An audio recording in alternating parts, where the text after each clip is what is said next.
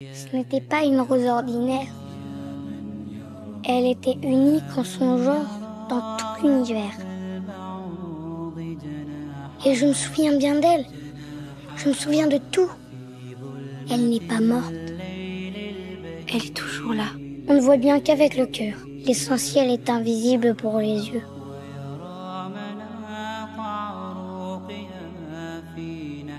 Sois toujours avec moi. Je comprends maintenant.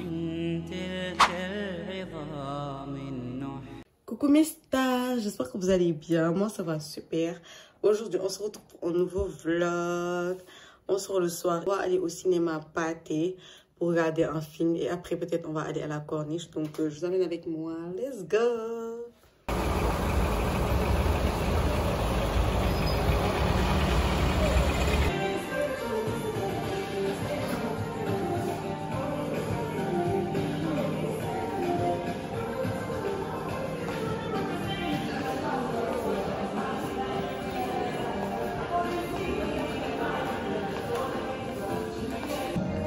Ah, pousse-le tout.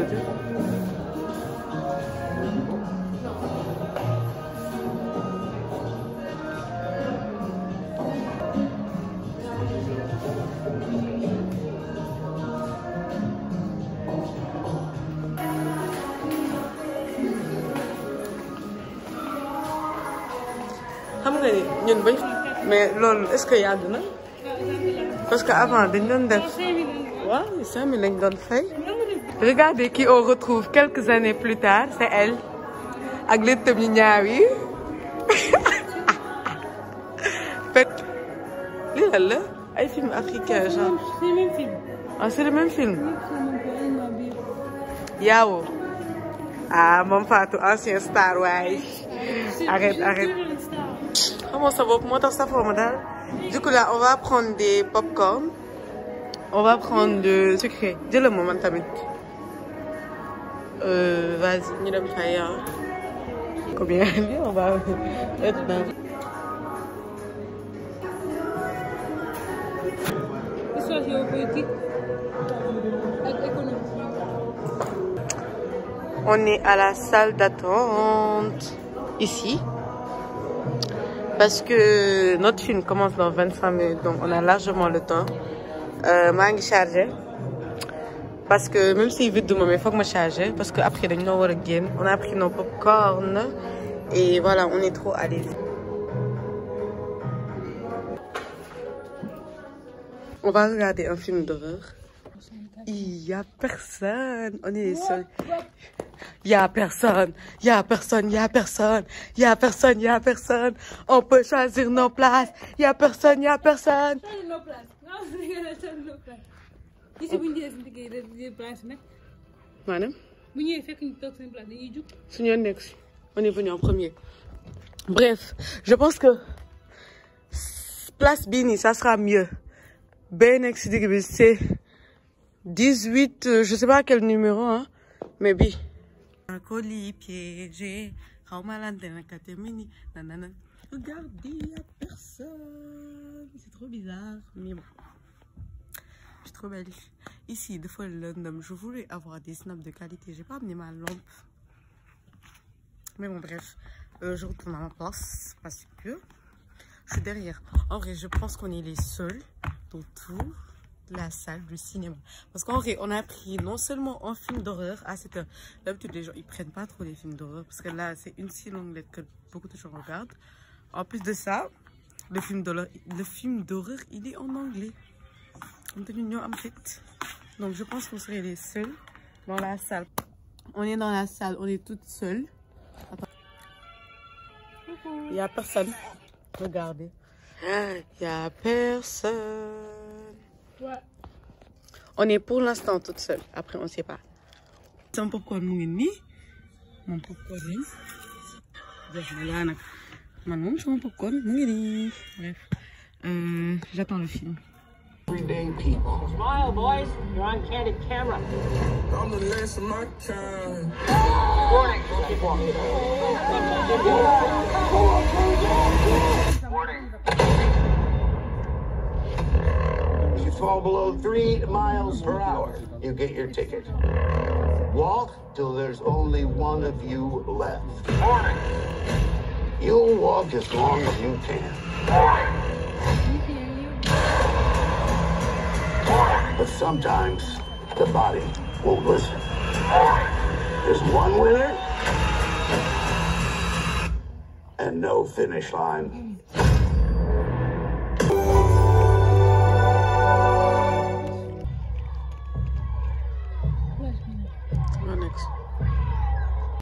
This is a true story.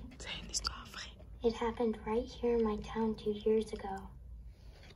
A lot of people die in a lot of really weird ways, and people in this town were like so embarrassed that they weren't able to solve it that they covered everything all up.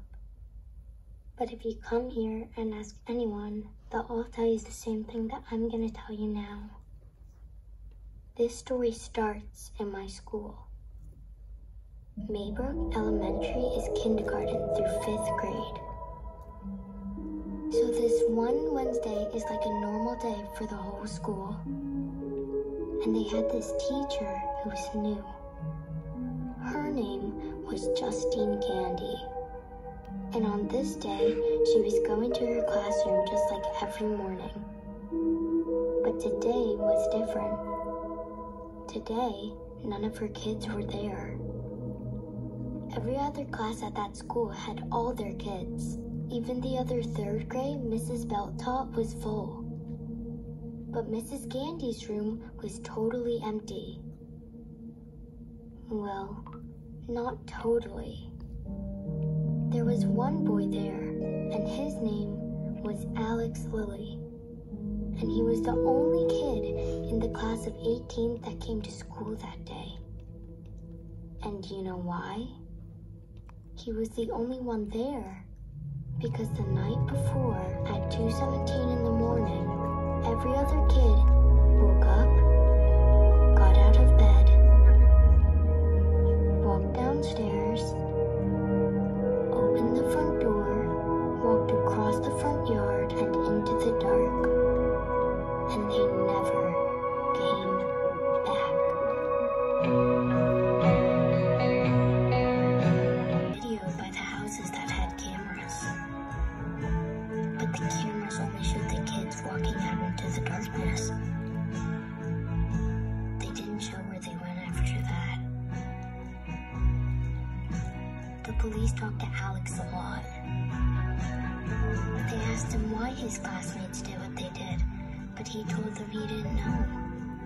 They asked him if there was a plan, but he said if there was, he never heard it. They asked him if there was a TV show where someone ran away like that. But he said if there was, he never saw it. They also talked to Miss Gandy a whole bunch, but she also didn't know anything and couldn't help them. For almost a whole month, they kept the school closed for their big investigation. But after a while, they had to open everything back up so that the kids that didn't disappear could learn again. One night before they did, they had a big meeting at the school. There was a bunch of counselors and people like that to help everybody figure out how to feel and be sad together, I guess. That's the problem. You'd feel so much better. He's been scrutinized by the press. He's had investigators ransack his house. He's been traumatized. Let's try and put Alex first, yes? If you're implying that I don't care about Alex or the students The issue isn't you caring or not caring. The issue here is you have a pattern in which you overstep professional lines with the students. Oh my God, here we go. You know, I do not You know overstep. it's not appropriate to hug students. Oh, I hugged a crying little boy. Lock me up. You know, driving students home is not professional. She missed the bus. She lived close It's to me. not What? appropriate. I know all of this comes from the fact that you care. I know that you aren't a threat to these kids, but you have to realize you aren't a parent. You're a teacher. There's a difference. And for that reason, no, you cannot talk to Alex Lilly. It's just... we're the only ones left.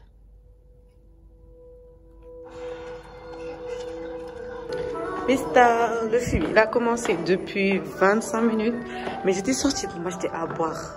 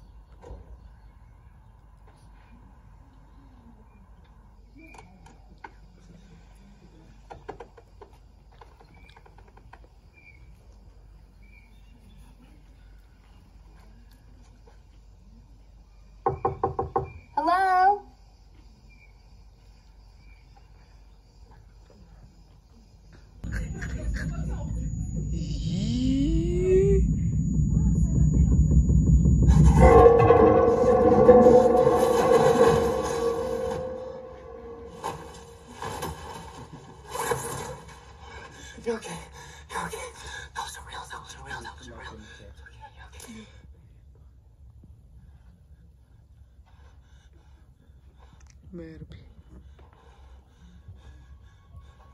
tu connais le secret oui sama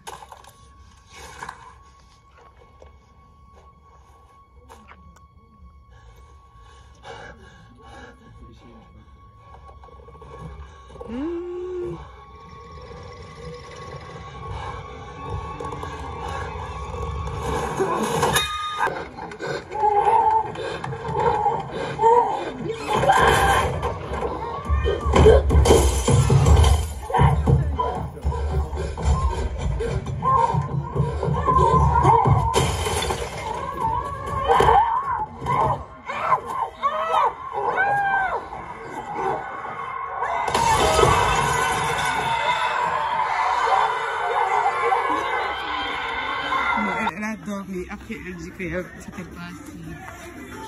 Ah mais c'est mon val, mais d'une fois moi elle est pas là. On s'en part là-bas, non? On part toujours là comme je crois, non?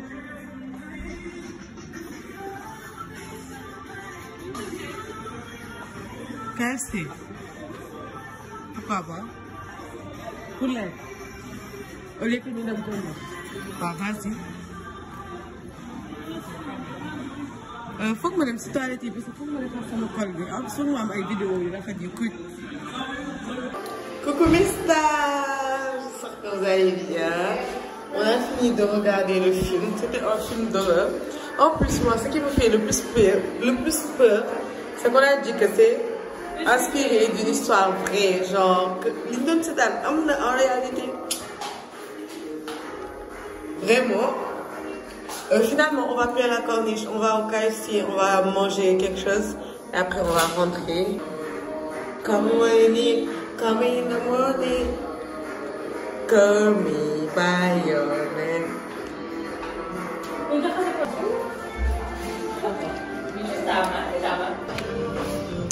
On a fini.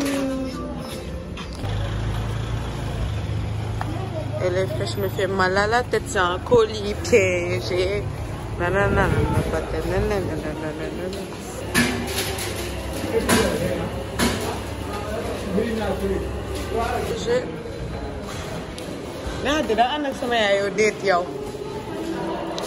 la playa, je pense. Lola, elle nous connaît, on a respecté les numéros.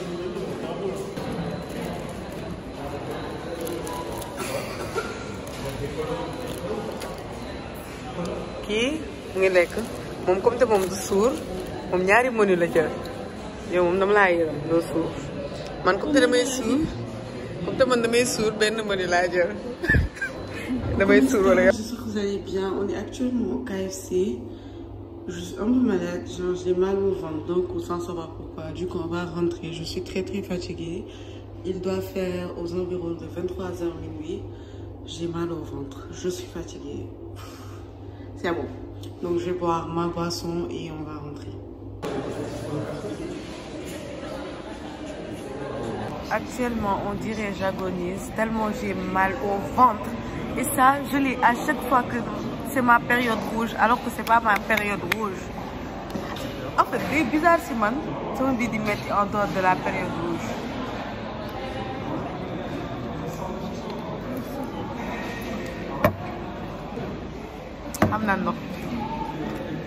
Voyez, d'accord, c'est le moment de parler de ça. Quand on vous dit que les prix là, ça dépend de l'endroit où tu les achètes, c'est une dinguerie. Dakar est cher.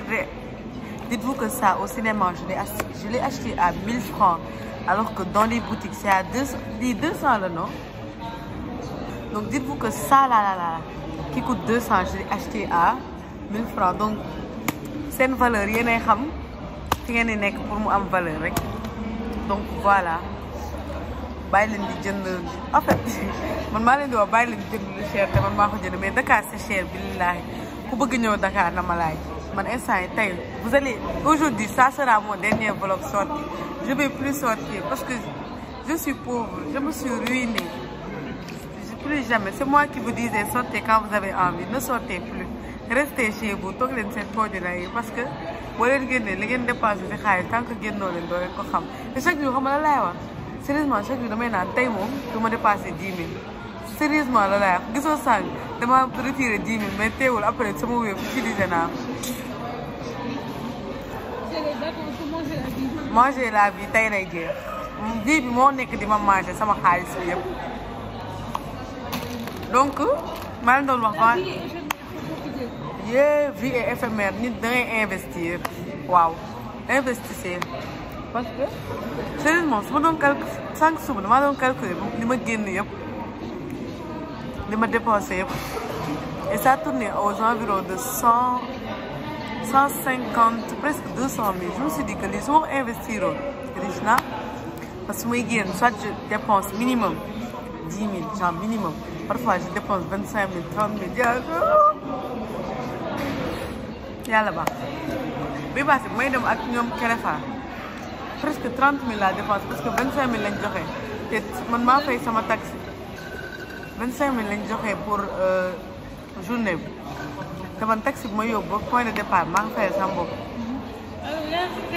te dañoo am point de départ bu ñu ñëpp di fekkal foofu waaw non ñëpp foofu lañ nekkoon plus moo ñu yóbbu foofu lañ fekkante mais xoolal affaire bi 30 000 laa génne woon c'est fini bu may ñëw 30 000 jeexu na tak en plus ak yenn dépense yi nga doon def yooyu toog leen seen kër yi ngeen bàyyi génn après vous allez regretter je vous jure.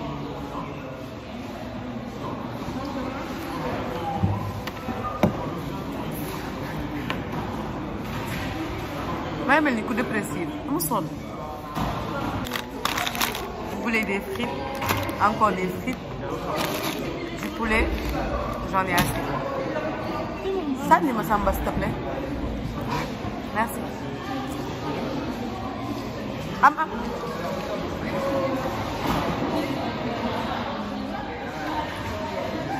Comment j'ai dépensé mon argent là cet été, c'est de la folie. Plus jamais. C'est bon de manger la vie, hein. Mais on se après tu te rends compte que genre xaalis bi xajoon na feneen mais quand même c'est bon sortez 2-3 fois 4 fois genre vraiment pendant les vacances manger la vie mais 4 fois maximum minimum maximum c'est plus mais sortez pas comme moi je sortais tous les jours jusqu'à quand j'imagine mon argent là alors que moi j'ai une marque de vêtements de voiles que je dois perfectionner mais je suis là à manger la vie jusqu'à ma marque est à stand-by. wax rek damay jooy bref kaas naa samay droit sonn naa c'est bon de manger la vie mais à un moment donné il faut voir la vie en réalité.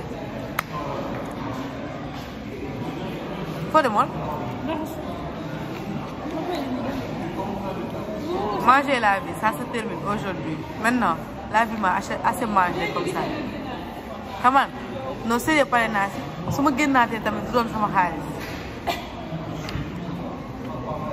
Ben, ciao. On est là-dedans, on attend le Yango qu'on a commandé. Tout le monde m'a expliqué. D'autres bouillères, mais mon frère. Bref, on attend le Yango. Mes stars, j'espère que vous allez bien. Moi, ça va super. On est rentré. On a pris un Yango, on est rentré. Le Yango, il était trop sympa. Bref, voilà, le vlog se termine là. J'espère qu'il vous aura plu. N'hésitez pas à liker, à partager et à vous abonner pour ne rater aucune de mes vidéos. Ne faites pas attention à tout à l'heure au KFC. Je délirais. J'avais mal au ventre. J'avais mal pour mon argent. Mais bon, bref. J'espère que ce vlog vous aura plu. Allez, bisous mes stars. On private jets, taking trips. Come back 6, wake me and your child. And then won't lay today. Make me wonder who you might have been playing with. Makes me wonder who.